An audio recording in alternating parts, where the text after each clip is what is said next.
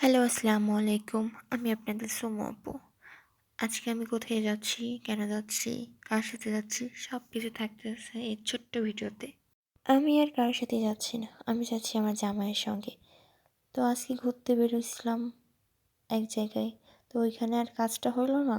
জামাই বলতেছে, চলো আমি তোমাকে এক জায়গা থেকে ঘুরে নিয়ে আসি। এই সে আপনাদের এক জায়গা। জায়গাটা মোটামুটি অনেক সুন্দর একটা জায়গা। তো যাচ্ছিলাম, সাইডে দেখে একটা ব্যাটাই ফোন চাপতেছে। কী রে ব্যাটা, তোরা আমার ক্যামেরার সামনেই আসতে হবে, তোর আর কোথাও কি ফোন চাপার জায়গা নেই? আচ্ছা যাই হোক, তো ওরে বারবার বলতেছিলাম সাইডে ফুলগুলো অনেক সুন্দর সুন্দর। ও বলতেছে, গাধা ওইটা ফুল না, ওইটা কি বলে আল্লাহ, আমি নিজেই ভুল লাগিয়েছি। ওটা হলো ধনিয়া পাতা। আচ্ছা যাই হোক, ধনিয়া পাতা খাই না, যারা যারা খান বলবেন, আমি ওখান থেকে উঠে নিয়ে তাদের বাসায় দিয়ে আসবো। তো এটা খুলতেছিল, আমার জামা বলতেছে এটা রং করে ধরিও না। আমি তো আর কি ঘাটতারা ওইভাবেই ধইরা ভিতরে ঢুকে গেলাম। সাইডে অনেক সুন্দর বাচ্চাদের রাইড ছিল অনেকগুলা। আপাতত ওগুলো মেবি পুরাতন হয়ে গেছে, দেখতেছি রং করা চলতেছে।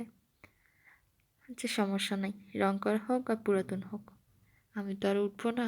আমি এখন বুইড়া বেটি হয়ে গেছি, যেহেতু বিয়ে হয়ে গেছে মানে বুইড়া বেটি।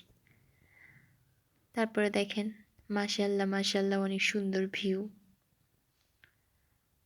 আমি আপনাদেরকে দেখানোর জন্য আপনার ভাইয়ের থেকে ক্যামেরাটা নিলাম, নেওয়ার পর দেখাচ্ছি। কিন্তু আর কি বলবো, ফাটা কপাল।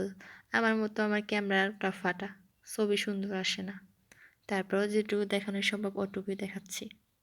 দেখেন, আর সবাই মাশাল্লাহ বলতে ভুলবেন না, এত সুন্দর দৃশ্য দেখা। আসলে প্রাকৃতিক অনেক সুন্দর যদি আপনি উপভোগ করতে পারেন। তারপরে দুজন মিলে এই ঠাড়া পড়া রোদের মধ্যে হাঁটতেছি। হাঁটতে তো হবেই, যেহেতু এত সুন্দর ভিউ দেখতে আসছি তো হাঁটতে তো হবেই।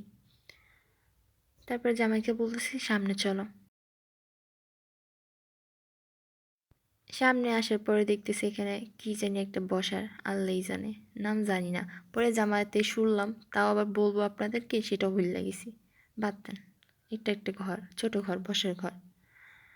তো ওখানে আমাকে তো বসতেই হবে, যেহেতু এত ঠাডা পড়া রোদ। তারপরে এখানে একটা দোতলার ঘর দেখতেছি। ও মাই গড, এত সুন্দর। আর আমি তো ভাই নাসরবান্দা, এত সুন্দর ভিউ দেখলে তো আমাকে উপরে উঠতেই হবে। তো আমি উঠে গেলাম উপরে। তারপরে দেখেন কত সুন্দর না।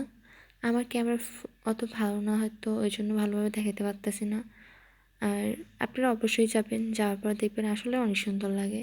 বিশেষ করে এই যে ধনেপাতার ফুলের বাগানটা, হয়তো বা ধনেপাতার তবুও অনেক সুন্দর লাগতেছিল, সাদা ফুল।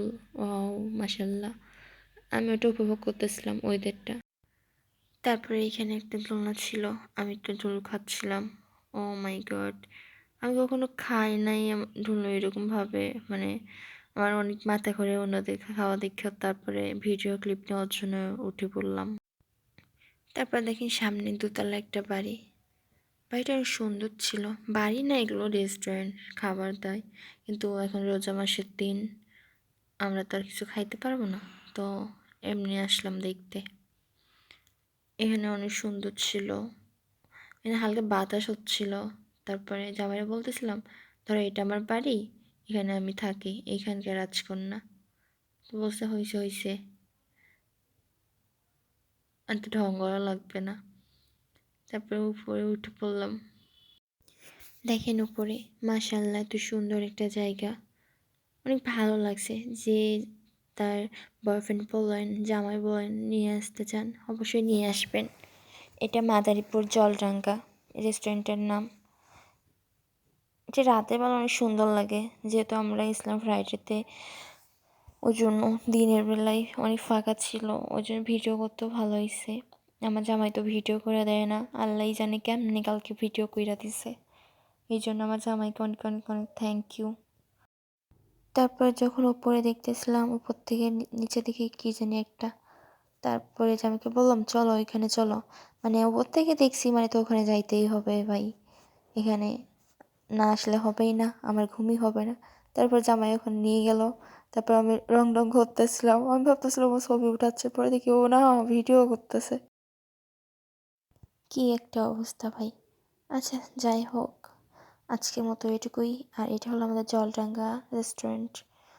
এখানে অবশ্যই সবাই আসবেন, সবার জামাইকে নিয়ে, বয়ফ্রেন্ডকে নিয়ে, ডট ডট ডট ডট কী বলবো ভাবতেই পারতেছি না। অনেক সুন্দর সুন্দর ছিল জায়গাটা, অনেক এনজয় করছি। তো আজকের মতো আল্লাহ হাফেজ, সবাই ভালো থাকবেন। আসসালামু আলাইকুম।